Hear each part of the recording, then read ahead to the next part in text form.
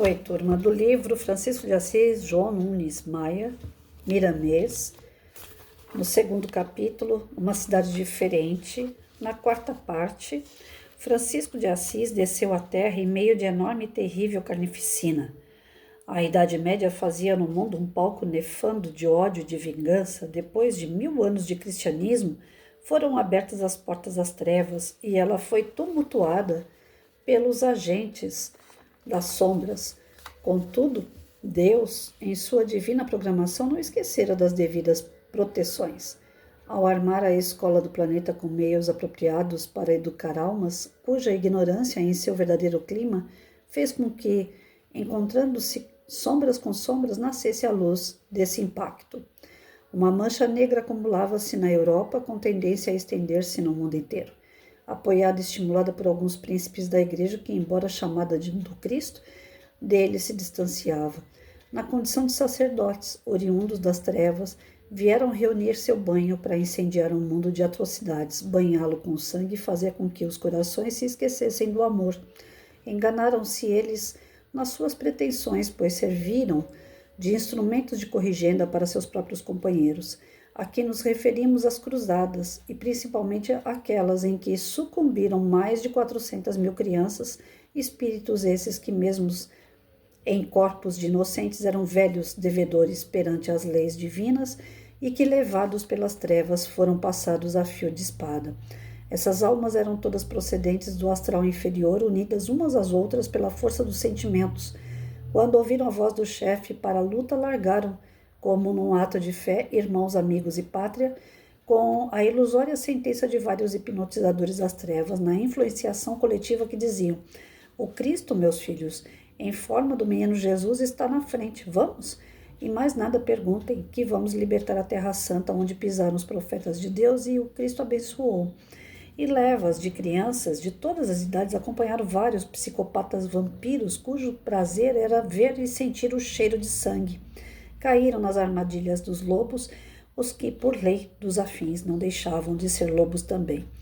Era a própria lei educando os refratários e fazendo com que se despertasse pelo guante da dor o Cristo interno nos corações. As cruzadas eram comandadas por homens nefários, isentos de todo e qualquer sentimento de fraternidade. Os grandes missionários, dos quais Francisco de Assis era o mais lúcido, contrabalançavam o mundo doutrinário, não deixando para desaparecer a fé em Deus e os exércitos espirituais em busca dos sentimentos altruísticos. Os grandes místicos são como alto-falantes ligados no amplificador divino, em cujos microfones fala o Cristo em nome de Deus, procurando despertar aos homens de boa vontade a esperança. Foram as cruzadas um embalo execrável das trevas, como o advento da Inquisição e João Evangelista como vigilantes da espiritualidade maior. Regressou como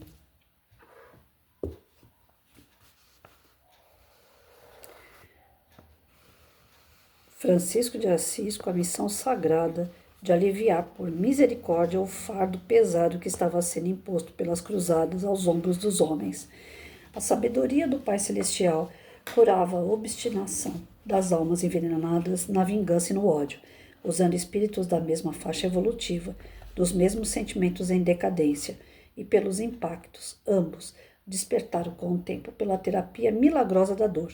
O espaço é usado como medicamento na garantia da verdade de que ninguém se perde, porque todos somos filhos de Deus, com os mesmos direitos e deveres compatíveis. O que chamamos de mal é, no fundo, o bem a nascer. Vou parar por aqui.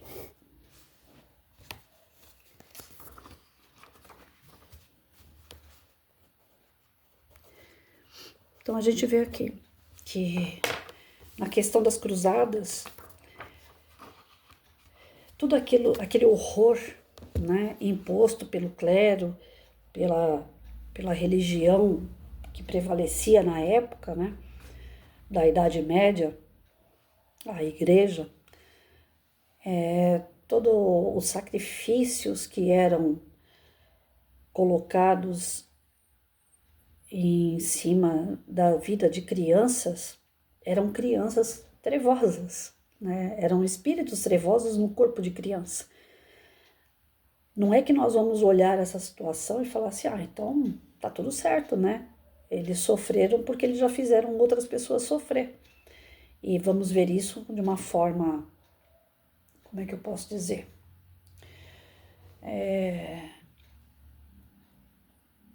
Esqueci a palavra agora, gente. Quando a gente olha com desprezo, quando a gente olha com indiferença, né? Essa é a palavra que eu estava buscando.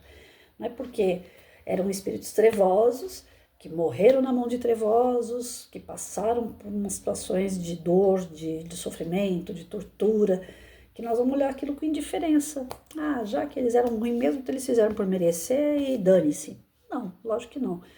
Mas que a gente olhe uma situação como essa e que sirva de alerta, porque nós estamos sempre agrupados com espíritos que fazem jus ao nosso tipo de sentimento, de pensamento, de energia. Nós estamos agrupados em espíritos que são semelhantes a nós. Olhe em nossa volta, vê o que você tem na sua família, no seu rol de amigos, né, nos seus grupos sociais, nos seus grupos virtuais. Analisa bem essas pessoas que estão em sua volta. Ah, mas eu só tenho gente ruim em minha volta. É um reflexo daquilo que você é.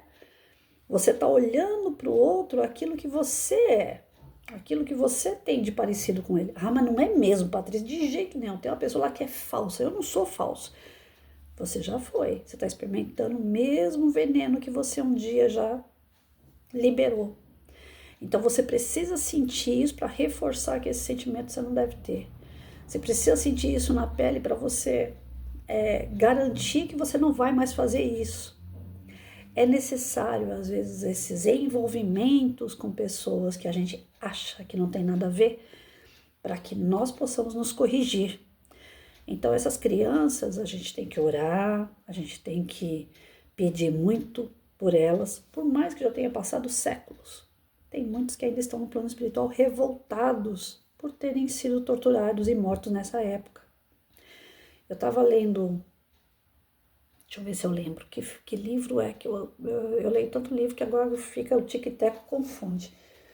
Mas eu acredito que aconteceu na Casa Espírita e teve mais um do Divaldo, que é daqueles 4 livros da transição planetária. Não sei se é no rumo do mundo de regeneração. Bom, enfim, das obras do Divaldo eu sei que eu li que tinha espírito que estava há mais de 400 anos tentando se vingar de espíritos hoje encarnados que estavam atrelados lá na era medieval e que morreram durante a Inquisição, ainda trevosos, ainda com raiva, com ódio no coração, até hoje atuam querendo derrubar dirigentes de casa espírita, querendo o mal de pessoas que estão caminhando no trajeto do bem. Pensa só, ficar séculos seguindo, perseguindo pessoas ainda em desenvolvimento, reencarnando, porque tem ódio lá do passado. Então, essas crianças que foram mortas na era das cruzadas já eram espíritos bem trevosos, e a gente precisa entender que nós temos que orar, nós temos que zelar por esses amigos espirituais e não ter, já que eles eram ruins, eles mereceram mesmo e acabou? Não.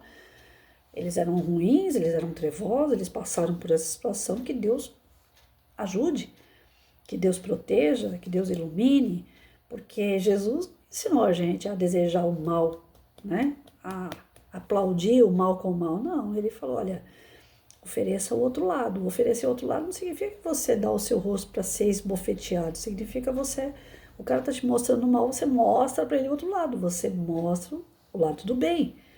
Então, perdão, né, com sinceridade, a oração com sinceridade, o desejo de que essas pessoas sejam iluminadas, essas pessoas possam ganhar um outro tipo de conhecimento que vá se desenvolver em prol do bem, né? Eu lembro que teve uma situação de uma criança que foi arrastada por ladrões na cidade. Ela foi sequestrada e o cinto acabou colocando a criança em risco, né? A criança abriu a porta do carro e ela ficou amarrada pelo cinto e os ladrões correndo com o carro, a criança foi arrastada no asfalto, né? Até ela morrer. E depois de algum tempo, ela deu uma comunicação, esse espírito deu uma comunicação dizendo que lá na era de Roma, ele era um daqueles soldados que arrastava os escravos. Não tinha aqueles carrinhos, eu não sei o nome.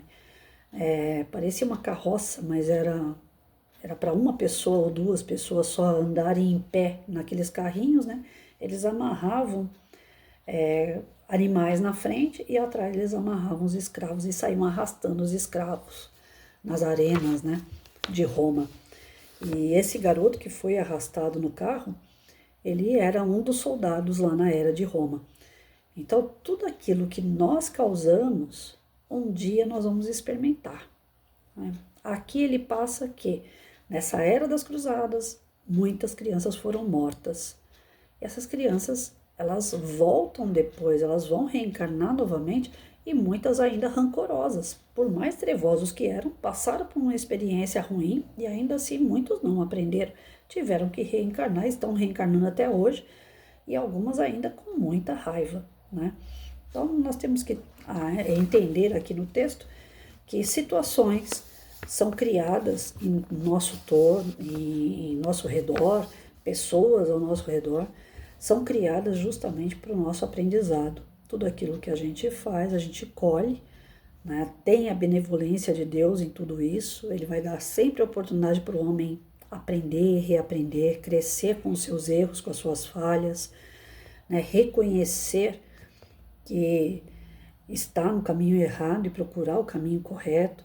Nós temos o nosso livre-arbítrio, que é o qual Deus nos deu para poder escolher o melhor. Infelizmente, a nossa falta de moral faz com que a gente escolha o que não é certo. E aí vem as consequências, né? Aqui a gente entende que Francisco de Assis, na época das cruzadas, ele era João Evangelista, vem no meio desse tumulto, desse meio emaranhado de trevas, de dor, de sofrimento, né? E ele vem para trazer a boa palavra, ele vem para poder reforçar os ensinamentos do Cristo numa era bem tumultuada, bem dolorida que nós tivemos, que foi a era das trevas, a era da medieval, né? E aquilo, ele frisa aqui no finalzinho do texto, né? Aquilo que nós chamamos de mal, na verdade, é a ausência do bem. É o bem que ainda vai crescer ali.